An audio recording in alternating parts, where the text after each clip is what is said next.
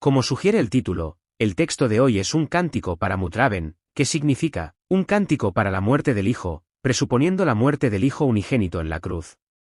En otras palabras, el texto de hoy nos dice que cuando el Mesías, el Hijo unigénito, Jesús, venga a esta tierra, será crucificado y derramará su sangre. Sin embargo, su muerte en la cruz no es un fracaso ni una derrota, sino la victoria de Jesús sobre sus enemigos.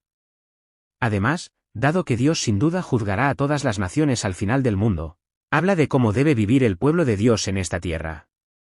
También habla de la resurrección del Mesías, Jesús, y de su ministerio posterior y sus consecuencias. Entonces, ¿qué dice? Hoy exploraremos esto y compartiremos la gracia. Primero, el texto de hoy habla de la victoria alcanzada por el Mesías, el Hijo unigénito, Jesús, mediante su muerte cruenta en la cruz. El texto de hoy, Salmo 9, 1-3, dice: Te daré gracias, Señor, con todo mi corazón, contaré todas tus maravillas. Me gozaré y me alegraré en ti, y cantaré alabanzas a tu nombre, oh Altísimo. Cuando mis enemigos retroceden, caen y perecen ante ti. Te daré gracias, Señor, con todo mi corazón, contaré todas tus maravillas. Aquí, el pronombre en primera persona yo se refiere a Jesús, el Mesías, quien vendrá a esta tierra en carne 1000 años después. En otras palabras, David escribe este salmo como si él mismo fuera Jesús, el Mesías. Dicho de otro modo, cuando Jesús, el Mesías unigénito, venga a esta tierra, será crucificado y derramado sangre por sus enemigos. Sin embargo, esto no es un fracaso ni una derrota, sino una victoria para Jesús, el Mesías. De ahora en adelante, hablaré de las cosas asombrosas y extraordinarias que Dios ha hecho. Me gozaré y me alegraré en ti, Señor, cantaré alabanzas a tu nombre, oh Altísimo. Aquí, tu nombre se refiere al poder, la autoridad y la majestad de Dios que permitieron al Mesías Jesús triunfar en la cruz. En otras palabras, debido a esta victoria, el Mesías Jesús se gozará y se alegrará en Dios y alabará todo lo que pertenece al Dios Altísimo. ¿Por qué? Cuando mis enemigos retrocedan, caerán y perecerán ante ti. Aquí, mis enemigos se refiere a las fuerzas de Satanás y a los poderes del pecado, la muerte y la destrucción que atormentan al pueblo de Dios. Claramente, cuando Jesús venga a esta tierra, será crucificado y derramará su sangre. Sin embargo, esto no es un fracaso ni una derrota, sino una victoria. ¿Por qué? Debido a esto, las fuerzas de Satanás perderán su poder, y el pecado, la muerte y la destrucción serán ahuyentados.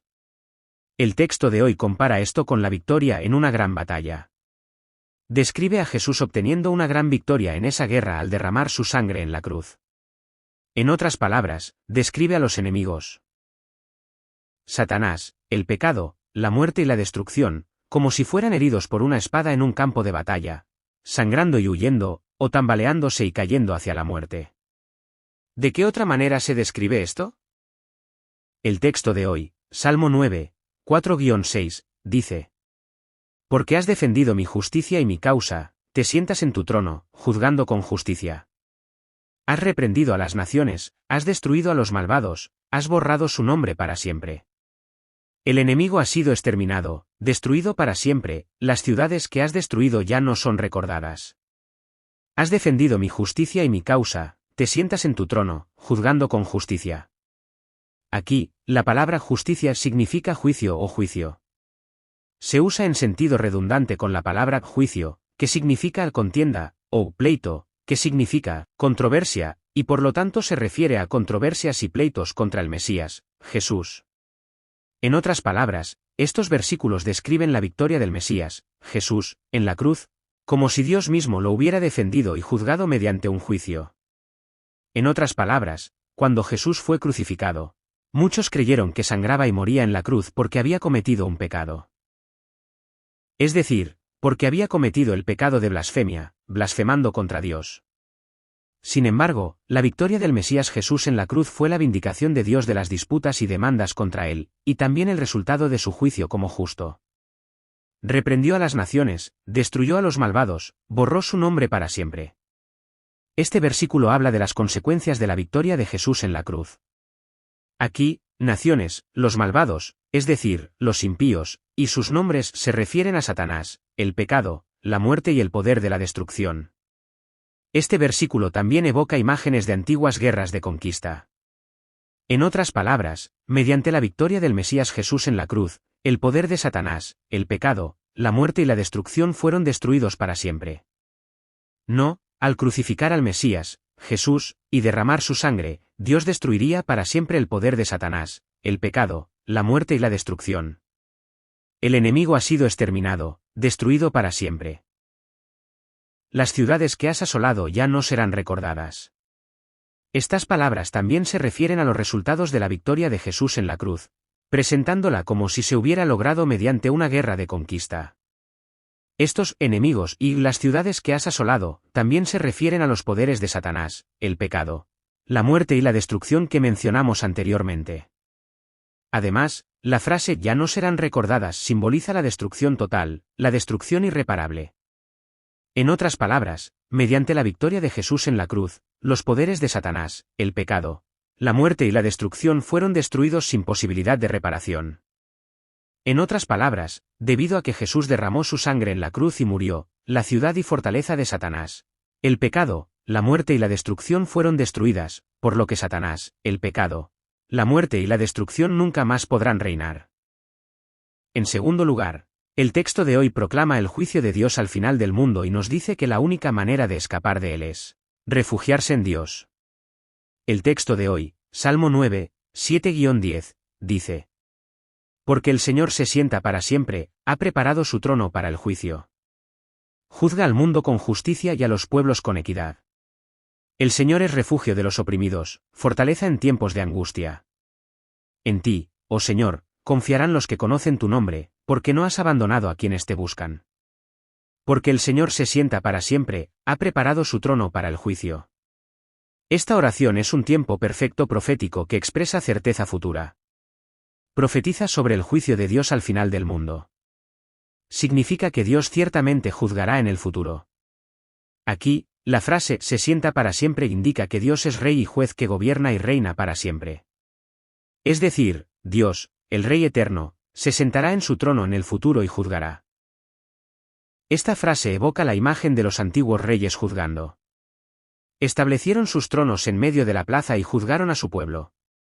De la misma manera, Dios también se sentará en su trono al final del mundo y juzgará a todos los pueblos. Con justicia juzgará al mundo, con equidad ejecutará juicio sobre los pueblos. Aquí, las palabras rectitud y rectitud representan los principios de juicio de Dios. Es decir, en el día del juicio, Dios juzgará a todos los pueblos del mundo con imparcialidad, justicia y honestidad. Por ejemplo, vemos que los reyes de este mundo juzgan a su pueblo con injusticia e inequidad. Sin embargo, Dios juzgará con imparcialidad, justicia y honestidad. Él nos juzgará según nuestras acciones mientras vivimos en la tierra. ¿Pero qué hay de esto? Ninguno de nosotros, los humanos, vive conforme a la palabra de Dios mientras vive en esta tierra, y cometemos toda clase de pecados. Vemos que no podemos amar a Dios con fervor ni a nuestro prójimo como a nosotros mismos. Tales personas serán juzgadas por Dios y morirán inevitablemente para siempre. Serán arrojadas al lago de fuego eterno del infierno. Sin embargo, como vemos en la Biblia, podemos confirmar que Dios ha provisto un plan de salvación para borrar nuestros pecados y declararnos justos sin costo alguno. En otras palabras, podemos ver que a todo aquel que cree en el mérito de la sangre de su Hijo unigénito se le perdonan los pecados y se le declara libremente justo, lo que le permite escapar del pecado, la muerte y la destrucción. Por lo tanto, los términos justicia y honestidad aquí significan que quienes creen en el mérito de la sangre de su Hijo unigénito serán salvos, mientras que quienes la rechacen e ignoren serán juzgados. El Señor es también un baluarte para los oprimidos, una fortaleza en tiempos de angustia. Los oprimidos aquí se refieren a quienes viven en esta tierra bajo la opresión de Satanás, cometiendo toda clase de pecados, gimiendo bajo el poder del pecado, la muerte y la destrucción, pero acudiendo a Dios para escapar de su juicio. Además, el tiempo de angustia aquí se refiere al tiempo del juicio de Dios. En otras palabras, este pasaje significa que, en ese tiempo de juicio, Dios es como una fortaleza, dispuesto a proteger y defender a quienes viven bajo la opresión de Satanás, cometiendo toda clase de pecados, gimiendo bajo el poder del pecado, la muerte y la destrucción, no, a quienes acuden a él para escapar de su juicio. Por lo tanto, para escapar del juicio de Dios, debemos acudir a Él. Es decir, solo creyendo en los méritos de la sangre del Hijo único de Dios podemos escapar de este juicio. En ti confiarán los que conocen tu nombre, porque tú, Señor, no has abandonado a quienes te buscan. Aquí, los que conocen tu nombre se refiere a quienes creen en la existencia de Dios, en su gobierno y en que envió a su único Hijo a morir en la cruz, derramando su sangre, para salvar a su pueblo. En otras palabras, estas personas creerán, se apoyarán y confiarán en Dios para escapar de su juicio. Porque Dios nunca rechaza ni abandona a quienes lo buscan, creyendo en su promesa de salvación. Por lo tanto, para escapar de su juicio, debemos acudir a Él. No, debemos creer en los méritos de la sangre de su Hijo unigénito. ¿Y cómo debemos vivir? El texto de hoy, Salmo 9, 11-12, dice: Cantad al Señor, que habita en Sión, publicad entre los pueblos sus obras. Porque el que pregunta por la sangre se acuerda de ellos, no olvida el clamor de los pobres. Cantad al Señor, que habita en Sión, publicad entre los pueblos sus obras. Este versículo es una sinécdoque que nos dice que para escapar del juicio de Dios en ese momento, no solo debemos vivir alabando y exaltando a Dios, sino también dar testimonio y proclamar sus obras. Es decir, debemos hacer de Dios nuestro Dios, y como su pueblo, debemos odiar y apartarnos de los pecados que Él odia, y vivir en obediencia a su palabra. Además, debemos dar testimonio y proclamar constantemente la salvación que Dios lleva a cabo, el envío de su único Hijo, su derramamiento de sangre en la cruz, su juicio, el cielo y el infierno. Entonces, ¿qué hará Dios? El que busca la sangre se acuerda de ellos, no olvida el clamor de los pobres. Aquí, el que busca la sangre se refiere a Dios, quien busca y juzga nuestros pecados. Además, ellos se refiere a quienes creen en Dios y en los méritos de la sangre de su Hijo unigénito, y viven alabándolo y exaltándolo. Además, los pobres aquí significa los humildes y se usa en contraste con ellos, refiriéndose a quienes buscan y confían en Dios para escapar del juicio. En otras palabras, este versículo significa que, en el momento del juicio, Dios recordará y no ignorará el clamor de todos aquellos que creen en Él y en los méritos de la sangre de su Hijo unigénito, y viven alabándolo y exaltándolo. En otras palabras, Él nos salvará del juicio de Dios. Finalmente, habla de la resurrección del Mesías Jesús, su ministerio posterior y sus consecuencias. El texto de hoy, Salmo 9, 13-14, dice: Ten piedad de mí, oh Señor, que me levantas de las puertas de la muerte, mira mi aflicción de los que me odian, para que yo pueda proclamar toda tu alabanza. Me alegraré en tu salvación en las puertas de la hija de Sión. Ten piedad de mí, oh Señor, que me levantas de las puertas de la muerte, mira mi aflicción de los que me odian.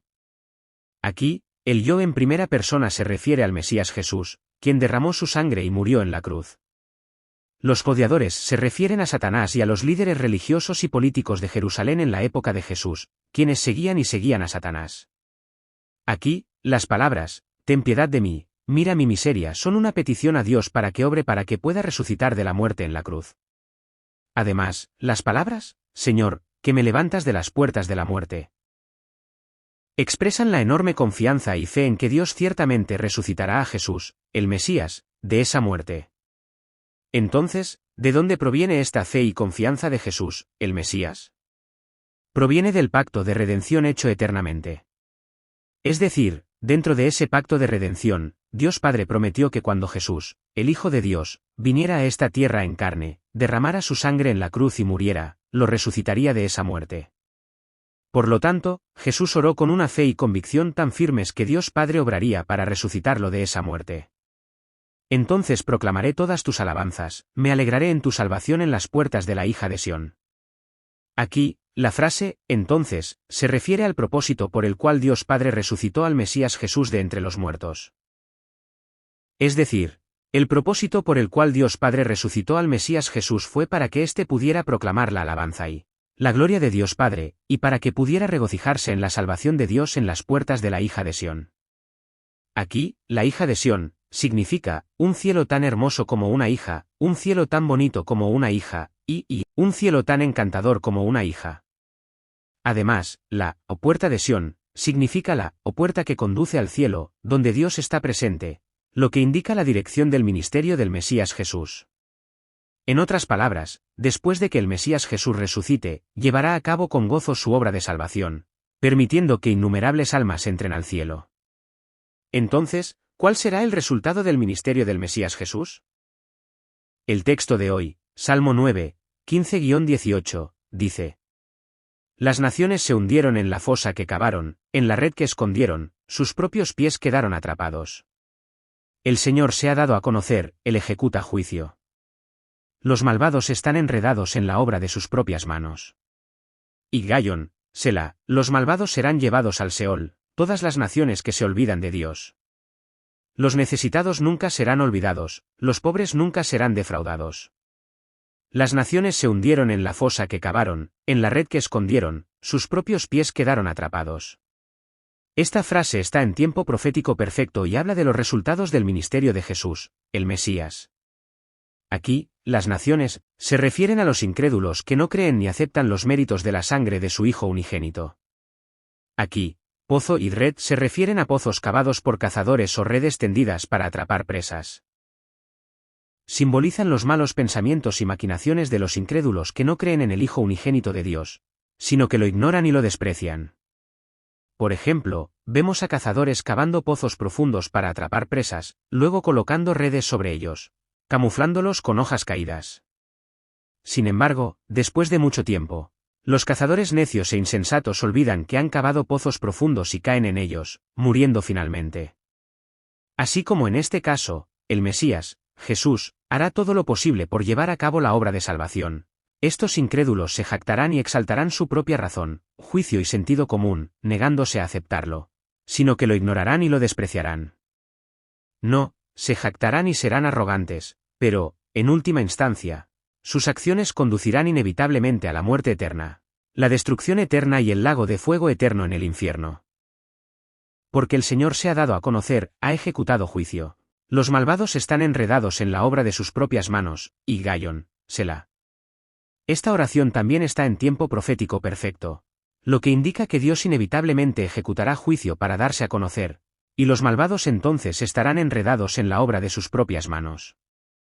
Aquí, darse a conocer significa que a través de este juicio, Dios revelará su existencia y revelará cuánto odia y desprecia el pecado, cuán vasto y poderoso es, y cuánto ama y aprecia a su pueblo.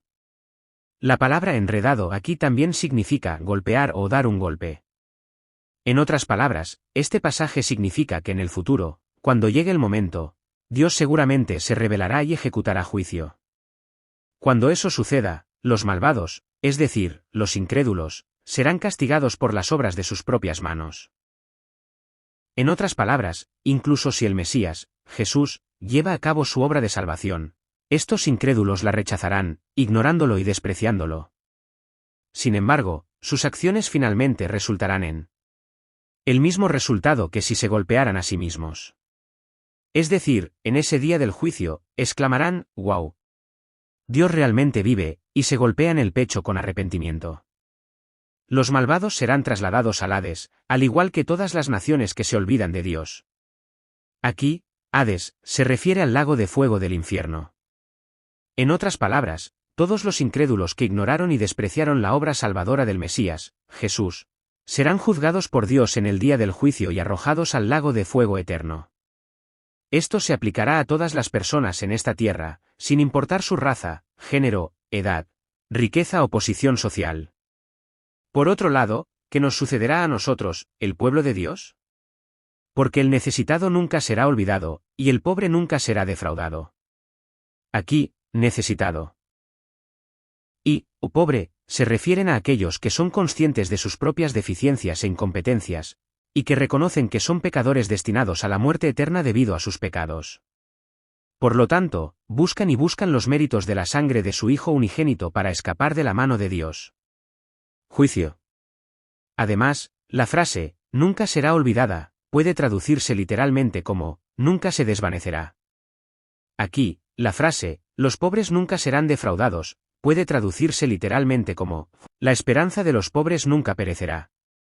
Por supuesto, esta esperanza de los pobres, aquí es escapar del juicio de Dios y entrar en el reino eterno de los cielos.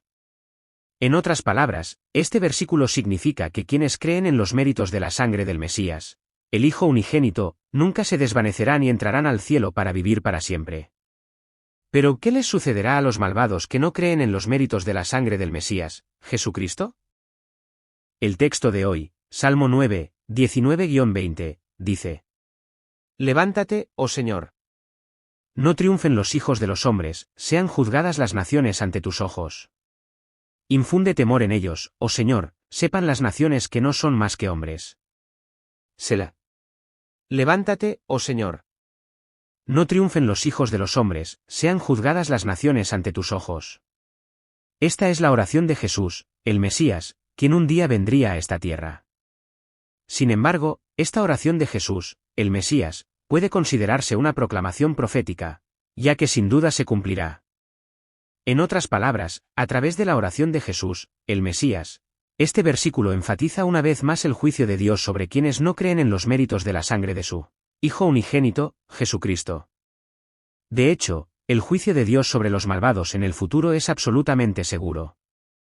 Aquí, el término vida nos recuerda que los humanos, como criaturas de Dios, somos seres extremadamente débiles, insignificantes y finitos.